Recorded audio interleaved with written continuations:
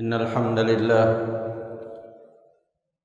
نحمده ونستعينه ونستغفره ونعوذ بالله من شرور أنفسنا ومن سيئات أعمالنا من يهده الله فلا مضل له ومن يضله فلا هادي له أشهد أن لا إله إلا الله وحده لا شريك له وأشهد أن محمدا عبده ورسوله وصفيه وخليله وخيرته من خلقه وأمينه على وحيه صلوات الله وسلامه عليه وعلى آله الطيبين وأصحابه غر الميامين وسلم تسليما كثيرا يا أيها الذين آمنوا اتقوا الله حق تقاته ولا تموتن إلا وأنتم مسلمون يا أيها الناس اتقوا ربكم الذي خلقكم من نفس واحدة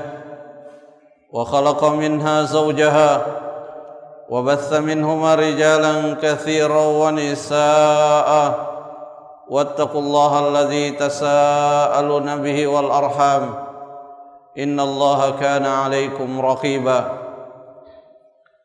يا أيها الذين آمنوا اتقوا الله وقولوا قولا سديدا يصلح لكم أعمالكم ويغفر لكم ذنوبكم ومن يطع الله ورسوله فقد فاز فوزا عظيما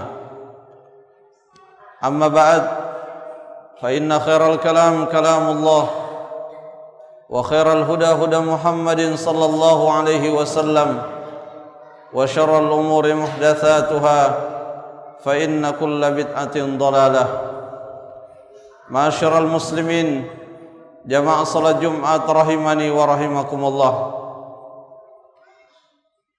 Salah satu kenikmatan terbesar yang Allah anugerahkan pada zaman ini adalah kenikmatan berupa kemajuan dalam bidang teknologi. Kita sangat merasakan berkat kemajuan dalam bidang teknologi tersebut kita termudahkan dalam hal urusan-urusan duniawi kita. Tetapi pada sisi yang lain kita juga patut waspada, karena tidak dapat dipungkiri bahwa dengan kecanggihan teknologi tersebut terkadang menjadi faktor semakin canggihnya kemaksiatan yang dilakukan oleh manusia, sehingga sebagian orang terkadang sulit untuk mendeteksi suatu kemaksiatan disebabkan kemaksiatan itu tersamarkan melalui kecanggihan daripada teknologi yang ada, sehingga bisa saja ada di antara kaum muslimin telah terjerumus dalam suatu kemaksiatan tapi ia tidak menyadari bahwa ia sedang melakukan suatu kemaksiatan. Jamaah salat Jumat rahimani wa rahimakumullah, salah satu kemaksiatan yang patut untuk kita waspadai adalah perjudian.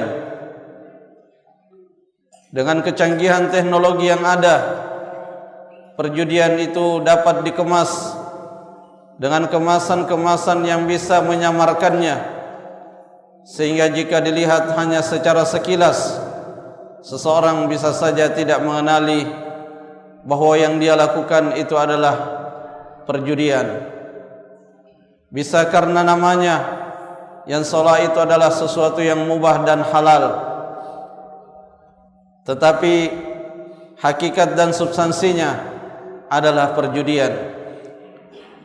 Dan kita semua telah mengetahui bahwa perjudian di antara perkara yang diharamkan, disepakati oleh para ulama akan keharamannya.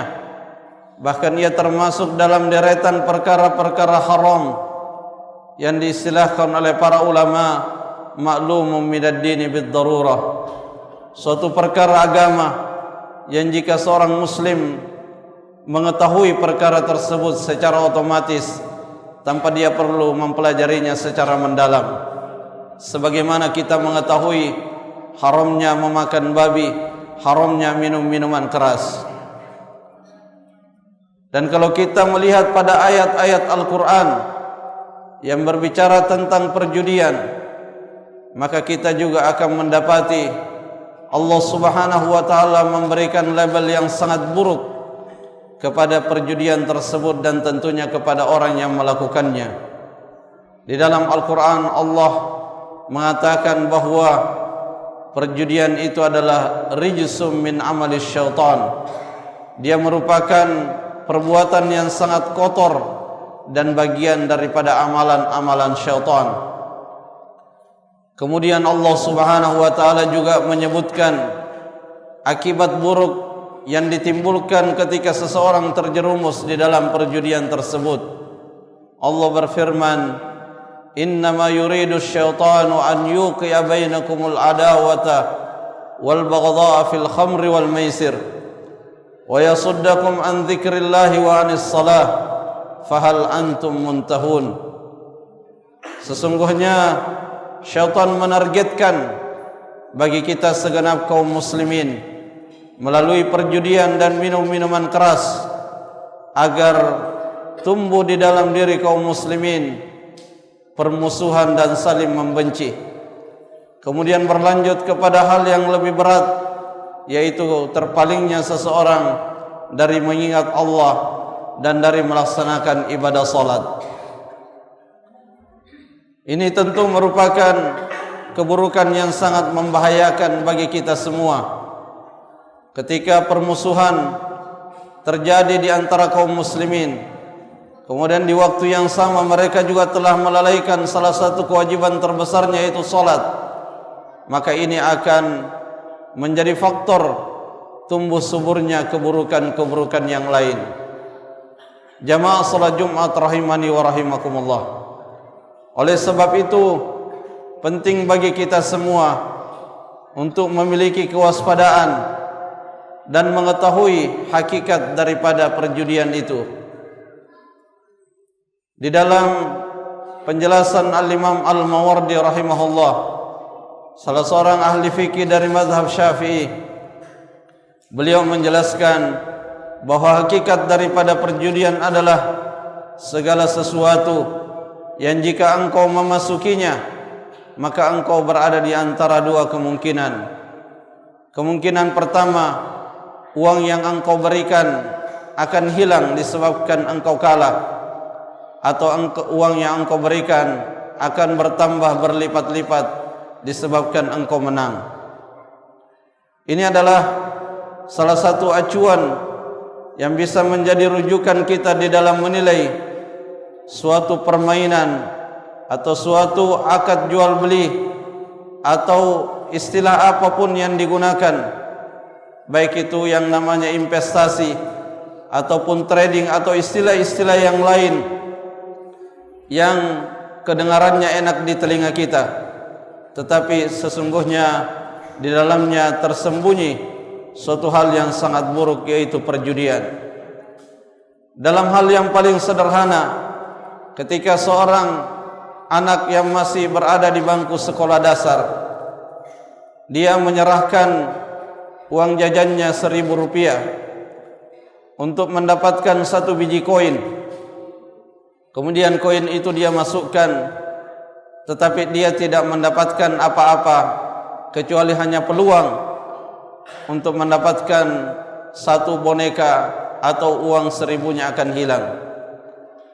Maka ini adalah salah satu bentuk perjudian yang paling mudah untuk kita bisa memahaminya. Ketika kita menyerahkan uang kita, tetapi kita tidak mendapatkan apa-apa selain hanya sebatas peluang mendapatkan sesuatu, dan di saat yang sama resiko untuk kita kehilangan uang tersebut. Maka ketika kita mendapatkan substansi ini di dalam suatu akad, dalam suatu permainan, dalam suatu investasi atau apapun namanya, maka ketahuilah bahwa itu adalah perjudian.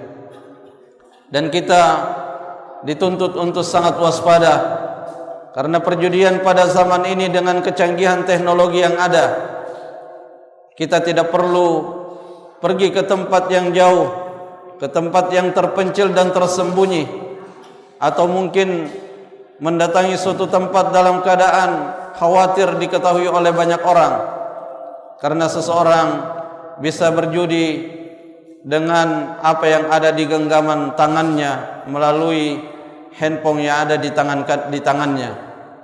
Inilah yang mendorong kita untuk memiliki kewaspadaan kepada diri kita, anggota keluarga kita, teman-teman kita, orang-orang yang ada di sekitar kita. Masyarul muslimin, jamaah salat Jumat rahimani wa rahimakumullah.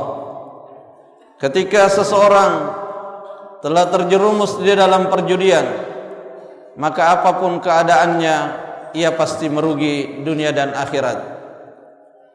Di dunia ia merugi, bisa dalam bentuk ia kehilangan banyak hartanya, atau bisa juga mungkin ia sesekali mendapatkan harta yang banyak, tapi harta yang banyak itu tidak memiliki keberkahan.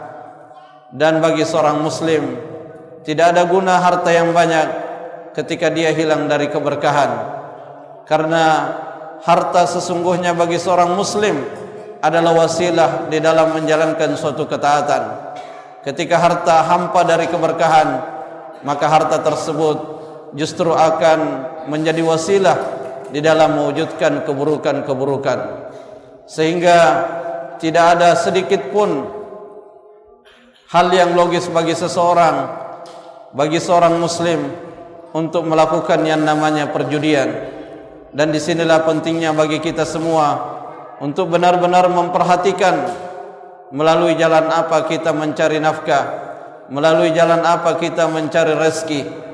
Karena memang Nabi SAW pernah memperingatkan sebagaimana dalam hadis yang diriwayatkan oleh Imam Al-Bukhari, la ya'tiyanna 'alan nasi zamanun la yubali fihi al-mar'u min aina akhadha al-mal aminal haram atau minal halal, atau kama qala sallallahu alaihi wasallam. Sungguh benar-benar akan datang suatu zaman di mana seorang hamba tidak lagi peduli dari mana ia mendapatkan hartanya, apakah melalui jalan yang halal ataupun melalui jalan yang haram. Barakallahu li wa lakum fil Qur'anil azim. Aqulu qawli hadza wa astaghfirullah li wa lakum.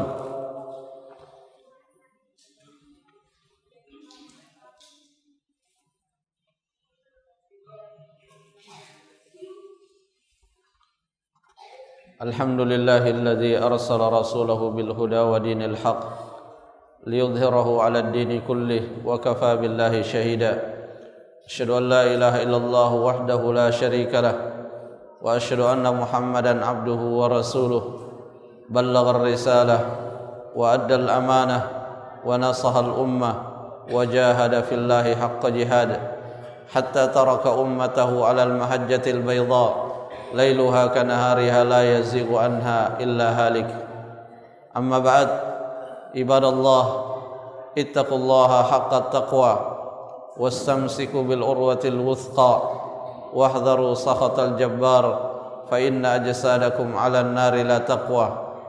Bertakwalah kepada Allah dengan sebenar-benar ketakwaan dan berpegang teguhlah pada kalimat tauhid la ilaha illallah, dan berhati-hatilah dari kemurkaan Allah, karena sesungguhnya tubuh kita tidak sanggup menghadapi panasnya api neraka.